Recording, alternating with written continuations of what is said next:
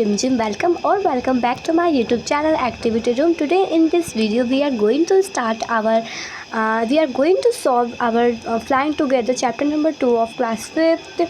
So now you all are asking me why I'm making that one video on that one topic. So now I found this video is a highly requested video on my channel. That's why I'm making on that one topic. So now let's get started with the first question. So our first question of हमारा first question है page number 33 से. Question number first, where did geese live, geese कहाँ रहते थे? तो इसका answer है the geese live top of a tree. Geese पेड़ के एकदम ऊंचे वाले सिरे पे रहते थे. नाउ देख लेते हैं सेकंड क्वेश्चन पेज नंबर 33 से. तो क्वेश्चन नंबर 2 है, why did the old bird advise the other bird to destroy the creeper. जो ओल्ड बर्ड थी वो क्यों अदर बर्ड को यानी दूसरे पक्षियों को, दूसरे चिड़ियों को एडवाइस करे थी कि वो जो क्रीपर है, लता है, क्रीपर का मतलब होता है लता, लता को डिस्ट्रॉय यानी उसको हटा दे वहाँ से. तो क्या इसका आंसर होगा? The old bird advise to the birds to destroy the creeper as it will be become thick and strong and with the help of the creeper it will be possible for someone to climb the tree. इसका पूरा मतलब ये है कि जो old bird थी वो इसलिए कह रही थी कि इसको डिस्ट्रॉय करने के लिए अदर बर्ड से, क्योंकि ये बहुत ही स्ट्रांग होती जा रही थी. क्रीपर मतलब लता बहुत ही स्ट्रांग होती जा रही थी और साथ साथ अगर ये ऐसा ही रहा तो ये बहुत ही स्ट्रांग हो जाएगी और किसी का भी इसके ऊपर चढ़ जाना क्लाइंब ट्री के ऊपर वो पॉसिबल हो जाएगा.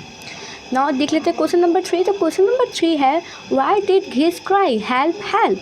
यहाँ पे पहले आप देख लो, क्राई का मतलब होता है, क्राई के दो मीनिंग होते हैं. तो आपको सिचुएशन के मुताबिक उसके मीनिंग्स फाइंड करने हैं. जैसे कि क्राई मतलब रोना भी होता है और क्राई मतलब चिल्लाना भी होता है. तो यहाँ पे आप देख लो, हेल्प मी, हेल्प क्या हो सकता है? यहाँ पे हेल्प चिल्लाना ही हो सकता है. तो इसका हो जाएगा चिल्लाना. तो यहाँ पे घीस का क्राई का मतलब है चिल्लाना. तो जो घीस थी वो क्यों चिल्ला रही थी? हेल्प. तो इसका आंसर है the geese cried help help as they were caught in the hunters net. Geese इसलिए चिल्ला रही थी हेल्प हेल्प क्योंकि वो जो हंटर के नेट में वो आ चुकी थी. तो देख लेते हैं इसका अब फोर्थ क्वेश्चन. तो हमारा फोर्थ क्वेश्चन है, what did the hunter do when he thought that geese were dead. तो हंटर ने क्या किया जब उसने सोचा कि जो घीस है वो मर चुकी है. तो इसका आंसर है the hunter threw the geese out of the net when he thought that they were dead.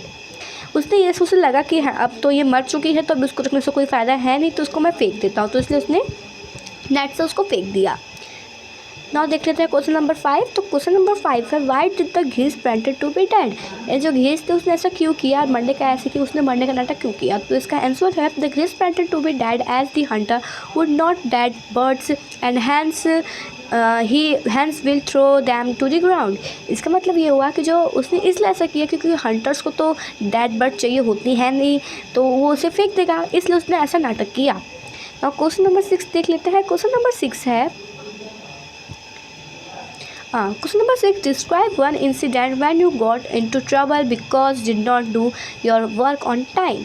मतलब ये है कि आपको ऐसे डिस्क्राइब करना है ऐसा इंसिडेंट, एक ऐसा एक घटना जो आप अपना होमवर्क करके नहीं, जैसे कि आप अपना वर्क करके नहीं गए थे आप टाइम पर. तो इसको चाहे तो आप अपने मन से भी लिख लो, या फिर अगर आपको समझ में नहीं आ रहा कि कैसे लिखना है तो जैसे मैंने दे रखा है यहाँ पे वैसे भी आप लिख लो. तो ये आपके ऊपर मर्ज़ी है. अगर आपके ऊपर ऐसा कुछ काम हो रखा है तो आप लिख सकते हो. अगर नहीं हो रखा है या आप नहीं लिखना चाहते हो अपने बारे में, तो आप जहाँ से मैंने लिख रखा है वैसे आप लिख लो. तो है, I was sleeping and watching television for the whole day when my parents went to the town to attend my cousin's wedding.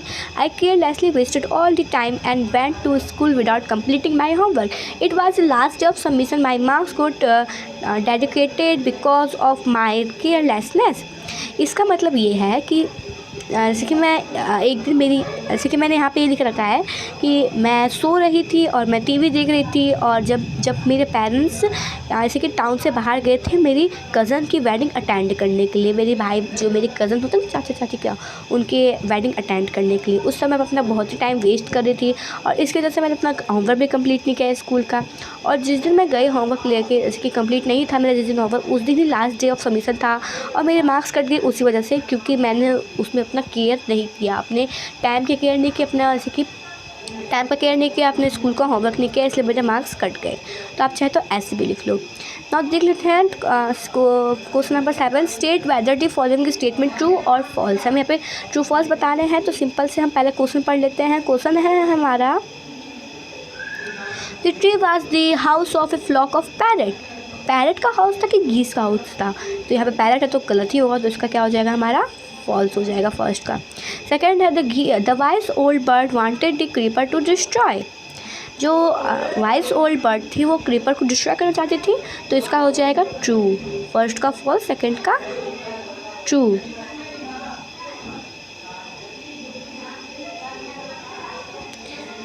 Now देख लेते हैं third, the Hunter climb the tree with the help of ladder. Yes, तो इसका हो जाएगा true. When the caught in the net, the foolish bird began to whip. True.